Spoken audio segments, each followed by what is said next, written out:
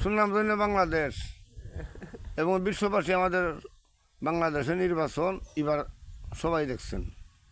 এবারে নির্বাচনের মতন আমার ৭৪ বছর হয়েছে, আমি কখনো দেখিনি। যত কিছু বাহিনী আছিল আমাদের আল্লাহর রহমত, তারা জায়গা জায়গায় মোতায়েন হয়েছে, সুন্দর শৃঙ্খলার মতো বুড়ো হয়েছে। বিহার মাইজে রে বাবা গল একটা কথা, আমরা যে বুটটা দিছি এই মারহাট হলো দানের শীষ। যেহেতু মেজর জিয়র রহমান সাহেব জেনারেল হইয়া বুকের রক্ত দিয়া দানের শীষ মারহাটা দেশ আনছিন, এ বাতের চিন্তা করিয়া আমরা গরিব দুঃখী আছি। এই বাত না হইলে রে বাবা আমরা মরিয়াম গা। বড় লোকে তো বুঝুন অন্য অন্য জিনিস খেলিব, আমরা তো বুঝুন নিয়ে ইটা খাই যেতাম না, হাতা কিনে নেব।